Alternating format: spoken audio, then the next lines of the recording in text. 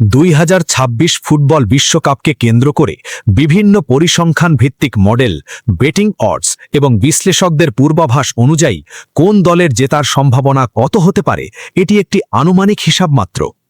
বাস্তবে ফুটবল খুবই অনিশ্চিত খেলা, তাই এই শতাংশগুলো নিশ্চিত ফল নয়, বরং সম্ভাবনার ভিত্তিতে তৈরি করা ধারণা।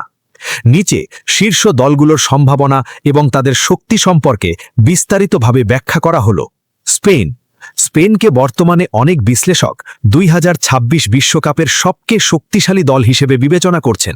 তাদের সম্ভাবনা প্রায় 16 থেকে 20% মধ্যে ধরা হয়, গড়ে প্রায় 18%। স্পেনের শক্তির মূল কারণ হল তাদের অত্যন্ত সংগঠিত পাসিং খেলা, তরুণ প্রতিভাবান খেলোয়াড় এবং শক্তিশালী মিডফিল্ড কাঠামো। তারা বল নিয়ন্ত্রণে বিশ্বের অন্যতম সেরা দল হিসেবে পরিচিত। বড় টুর্নামেন্টে তাদের ধারাবাহিকতা আগের চেয়ে অনেক উন্নত হয়েছে। ফ্রান্সের জেতার সম্ভাবনা প্রায় 12 থেকে 18%, গড়ে প্রায় 15%। ফ্রান্স বর্তমানে সবচেয়ে গভীর স্কোয়াড সমৃদ্ধ দলগুলোর একটি। প্রতিটি পজিশনে বিকল্প খেলোয়াড় রয়েছে যারা মূল দলে সহজেই মানিয়ে নিতে পারে। কিলিয়ান এমবাপ্পে, ওরেলিয়া চুয়ামেনি এবং অন্যান্য তরুণ তারকার কারণে দলটি দীর্ঘমেয়াদে অত্যন্ত শক্তিশালী। বিশ্বকাপে তাদের অভিজ্ঞতাও অনেক বেশি। ইংল্যান্ডের সম্ভাবনা প্রায় 10 থেকে 15%, গড়ে প্রায় 12%। ইংল্যান্ডের দলে আক্রমণ ভাগে অনেক তারকা খেলোয়াড় রয়েছে এবং মিডফিল্ডও শক্তিশালী, তবে বড় ম্যাচে চাপ সামলানোর বিষয়টি এখনও তাদের জন্য চ্যালেঞ্জ হিসেবে দেখা হয়। সাম্প্রতিক টুর্নামেন্টগুলোতে তারা ভালো পারফরমেন্স দেখালেও শিরোপা জয় করতে পারেনি। আর্জেন্টিনা, বর্তমান বিশ্ব চ্যাম্পিয়ন আর্জেন্টিনার সম্ভাবনা প্রায় 8 থেকে 12%, গড়ে প্রায় 10%। লিওনেল মেসির যুগ শেষের দিকে থাকলেও দলটি এখন একটি শক্তিশালী ইউনিটে পরিণত হয়েছে। দলগত খেলা, ডিফেন্সিভ সংগঠন এবং অভিজ্ঞতা তাদের বড় শক্তি, তবে ভবিষ্যতে নতুন নেতৃত্ব কেমনভাবে গড়ে ওঠে সেটি তাদের সম্ভাবনাকে প্রভাবিত করবে। ব্রাজিলের জেতার সম্ভাবনা প্রায় 6 থেকে 12%, গড়ে প্রায় 9%। ব্রাজিল সবসময়ই বিশ্বকাপের অন্যতম ফেভারিট দল। তাদের আক্রমণ ভাগে প্রচুর প্রতিভা রয়েছে এবং প্রযুক্তিগত দক্ষতা খুবই উচ্চমানের, তবে সাম্প্রতিক বছরগুলোতে বড় টুর্নামেন্টে তারা প্রত্যাশা অনুযায়ী ফল করতে পারেনি, যা তাদের সম্ভাবনাকে কিছুটা কমিয়েছে।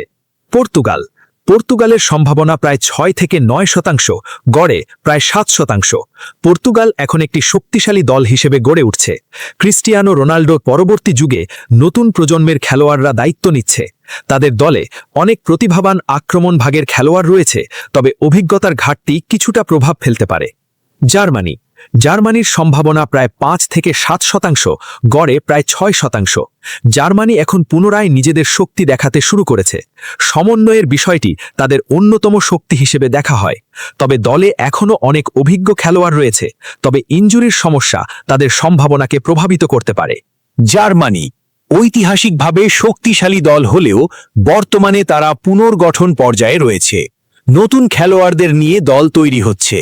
তাদের সবচেয়ে বড় শক্তি হল শৃঙ্খলা এবং বড় ম্যাচের অভিজ্ঞতা। নেদারল্যান্ডসের সম্ভাবনা প্রায় 3% থেকে 5%, গড়ে প্রায় 4%। নেদারল্যান্ডসের ডিফেন্স এবং ট্যাকটিক্যাল খেলা শক্তিশালী হলেও তারা এখনও বিশ্বকাপ জয়ের ধারাবাহিকতা তৈরি করতে পারেনি। বড় ম্যাচে শেষ পর্যন্ত টিকে থাকার বিষয়টি তাদের জন্য চ্যালেঞ্জ। অন্যান্য দল, মরক্কো, ক্রোয়েশিয়া, উরুগুয়ে, বেলজিয়াম সহ অন্যান্য দলের সম্ভাবনা সাধারণত 1% থেকে 3%-এর মধ্যে থাকে। এদেরকে আন্ডারডগ বলা হয়, যারা বড় কোনো চমক সৃষ্টি করতে পারে, তবে শিরোপা জেতা তুলনামূলক কঠিন। সামগ্রিক বিশ্লেষণ: 2026 বিশ্বকাপে ইউরোপীয় দলগুলো যেমন স্পেন, ফ্রান্স, ইংল্যান্ড সবচেয়ে বেশি ফেভারিট হিসেবে বিবেচিত হচ্ছে।